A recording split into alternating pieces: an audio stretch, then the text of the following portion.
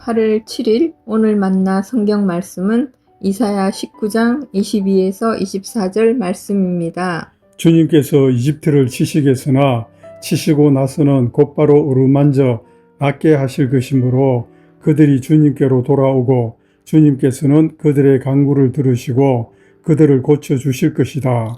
그날이 오면 이집트에서 아시리아로 통하는 큰 길이 생겨 아시리아 사람은 이집트로 가고 이집트 사람은 아시리아로 갈 것이며 이집트 사람이 아시리아 사람과 함께 주님을 경배할 것이다. 그날이 오면 이스라엘과 이집트와 아시리아 이 세 나라가 이 세상 모든 나라에 복을 주게 될 것이다.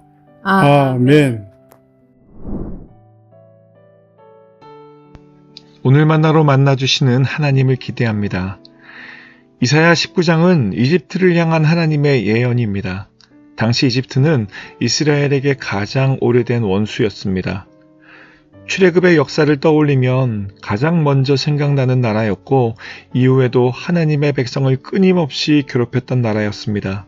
또한 아시리아는 북이스라엘을 멸망시킨 강대국이었습니다.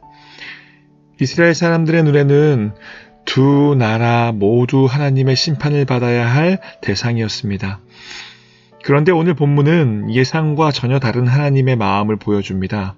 먼저 22절입니다. 주님께서 이집트를 치시겠으나 치시고 나서는 곧바로 어루만져 낫게 하실 것이므로 그들이 주님께로 돌아오고 주님께서는 그들의 간구를 들으시고 그들을 고쳐주실 것이다. 이 말씀을 읽으며 사실 제 마음 한편이 조금 불편했습니다. 이집트는 하나님의 백성을 오랫동안 핍박했던 나라입니다. 제 생각에는 당연히 심판받아야 할 나라였습니다. 그런데 하나님께서는 치시고 나서는 곧바로 어루만져 낫게 하실 것이라고 말씀하십니다.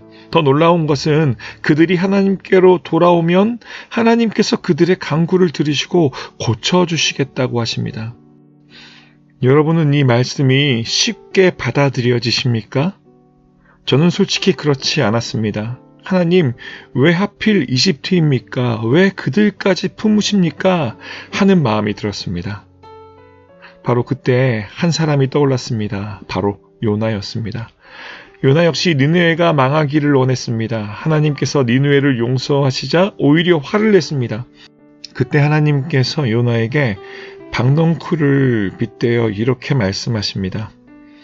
박넝쿨이 죽었다고 네가 이렇게 화를 내는 것이 옳으냐? 네가 수고하지도 않았고 네가 키운 것도 아니며 그저 하룻밤 사이에 자라났다가 하룻밤 사이에 죽어버린 이 식물을 네가 그처럼 아까워하는데 하물며 좌우를 가릴 줄 모르는 사람들이 12만 명도 더 되고 짐승들도 수없이 많은 이 큰 성읍 니느웨를 어찌 내가 아끼지 않겠느냐. 그 말씀 앞에서 깨달았습니다. 요나의 마음이 곧 제 마음이었습니다.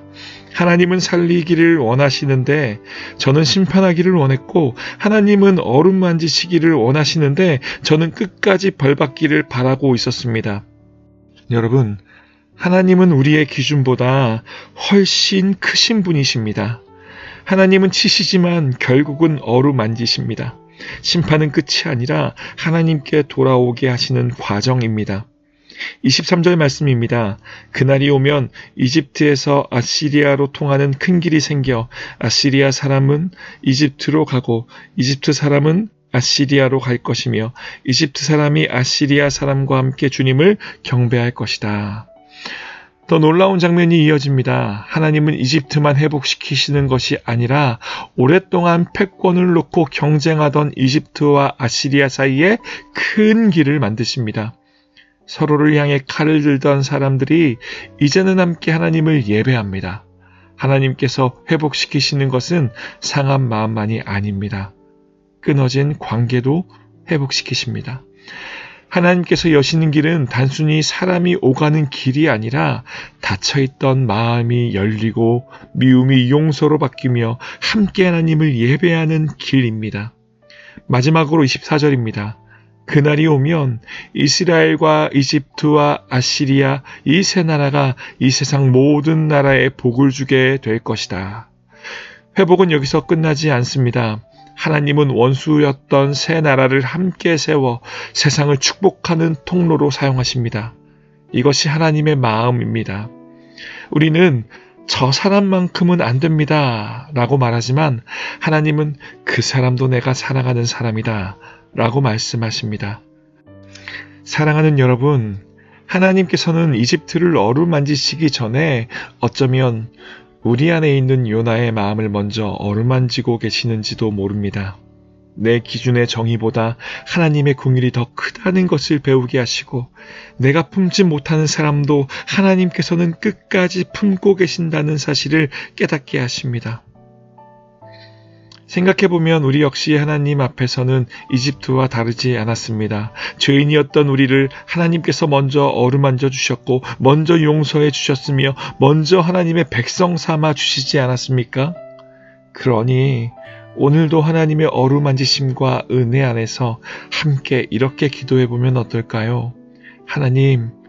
하나님께서 품으시는 사람을 나도 품게 해주십시오.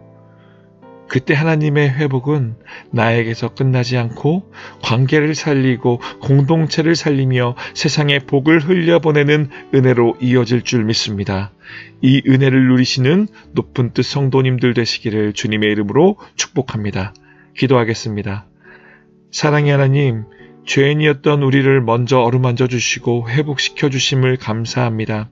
그러나 우리의 마음은 여전히 요나처럼 누군가는 용서받지 못하기를 바라고 누군가는 회복되지 않기를 바랄 때가 있습니다. 우리의 좁은 마음을 넓혀 주시고 하나님의 긍휼을 담게 하옵소서.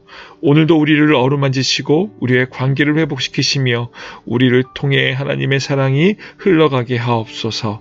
예수 그리스도 이름으로 기도드립니다. 아멘. 이제 두 가지 기도 제목으로 함께 기도하겠습니다. 첫째, 하나님의 긍휼을 닮아 하나님께서 품으시는 사람을 함께 품게 하옵소서. 둘째, 우리 교회가 하나님의 회복과 화해를 이루는 공동체가 되어 세상 가운데 복을 흘려보내는 교회가 되게 하옵소서. 함께 기도하신 후 개인 기도 이어가시겠습니다.